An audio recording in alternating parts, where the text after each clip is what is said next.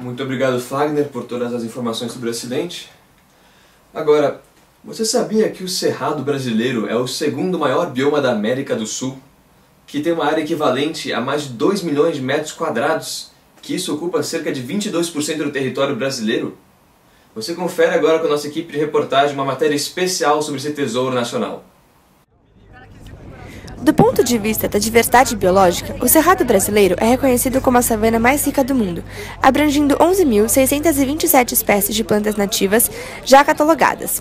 Existe uma grande diversidade de habitats que determinam uma notável alternância de espécies entre diferentes fitofisionomias. Além dos aspectos ambientais, o Cerrado tem grande importância social. Muitas populações sobrevivem dos seus recursos naturais.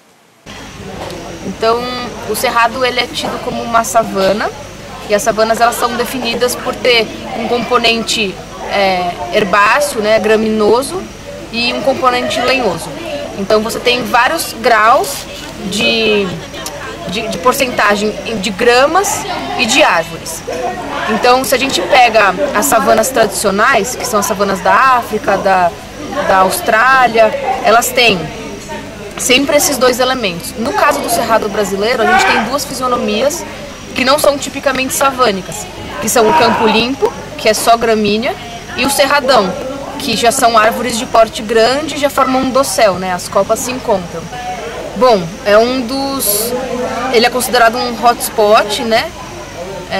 Ele foi declarado um hotspot mundial, ele é muito biodiverso, tem muito endemismo dentro do Cerrado, né? Espécies que só acontecem nele.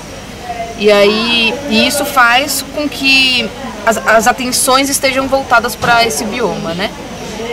Mas apesar disso, a gente tem poucas unidades de conservação no Cerrado, então cerca de 9% do bioma está protegido por unidades de conservação. E é a última fronteira agrícola do Brasil, então isso faz com que a pressão agrícola e agropecuária em cima das áreas de Cerrado seja muito forte, porque é muito fácil você introduzir gado, né? Porque é difícil você, por exemplo, derrubar a Mata Atlântica, né? Você destinar o material para o lugar correto. No Cerrado, como é um lugar aberto, é só você colocar o gado e introduzindo as gramíneas que você quer alimentar o gado aos poucos, né? Então, assim, é um lugar super biodiverso no que diz respeito à fauna e flora, mas isso está extremamente ameaçado por causa de perda de habitat e espécies invasoras, né?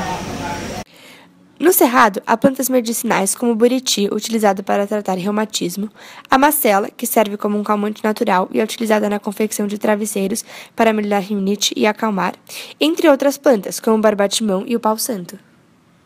A raiz do buriti, ela é usada, aí tem assim, o Cerrado é famoso pelas sempre-vivas, né, que é um grupo de plantas.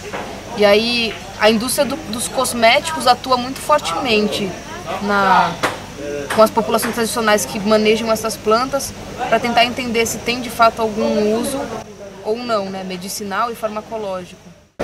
O pau-santo, tudo antigamente que era usado medicinalmente, o povo apelidava de pau, por isso que é pau-santo.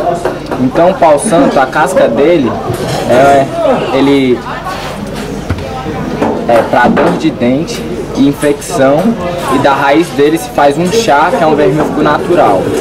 O barbatimão é a planta mais furtada dentro do Cerrado para fins medicinais, porque ele é um ótimo cicatrizante, ele liga os músculos, ele contrai os músculos. Era usado muito antigamente pelas parteiras depois do parto para tomar banho de assento. Então ele é um ótimo cicatrizante externo. E a gente tem o buriti, que ele é o símbolo da vida. Da raiz dele é extrair um vinho branco que combate reumatismo. E ele é 100% reutilizado. Localizado no centro do Brasil, é também o mais desmatado. Hoje, restam apenas 20% da vegetação original. Entre outras causas da devastação, pode-se citar a agropecuária, principalmente a plantação de soja, que é direcionada para o mercado externo e tem ocupado grande parte do território original do Cerrado. Além disso, o homem desmata-o para outros fins, como pastagens para construção e aumento das áreas urbanas e mineração. Bom, o Cerrado, ao contrário da Mata Atlântica e da floresta amazônica, né, que são florestas tropicais, o Cerrado não é sensível ao fogo, né? Evolutivamente, a gente sabe que o Cerrado evoluiu sob essa pressão aqui no Brasil, né?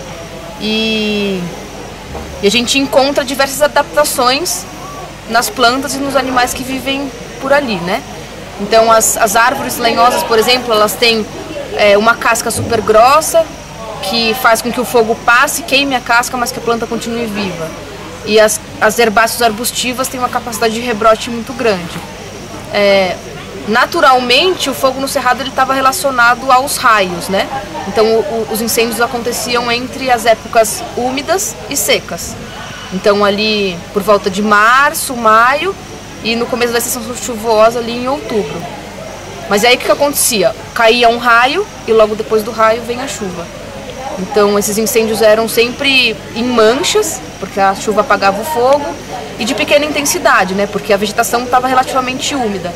O que aconteceu com o hábito do pastoreio, né, das pastagens, é que a gente precisa alimentar o gado e o pasto seca em julho. E aí começou-se a usar o fogo para manejo de pastagem. E aí isso faz com que os incêndios sejam muito mais intensos, porque a vegetação está muito seca e venta, e aí isso mudou um pouco a dinâmica do cerrado. Então hoje a gente tem um grupo de pesquisadores que estuda justamente isso, porque o hábito que a gente tem aqui no Brasil de conservação é não deixar queimar. E isso faz com que as unidades de conservação do cerrado, na verdade, estejam sofrendo alterações, dependendo das condições do solo e tal, porque são essas três coisas que definem, né? A quantidade de água que você tem no lugar, os nutrientes do solo e o fogo. Se você tem água e tem solo bom e não tem fogo, a tendência é você evoluir para uma fisionomia mais fechada.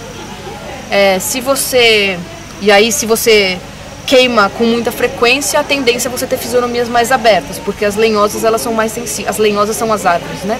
São mais sensíveis à queima. Então hoje em dia a gente tem uma série de pesquisadores que se dedicam a entender qual é a melhor época para se queimar cerrado, com que frequência e embasar técnicas de manejo e gestão de unidades de conservação do cerrado.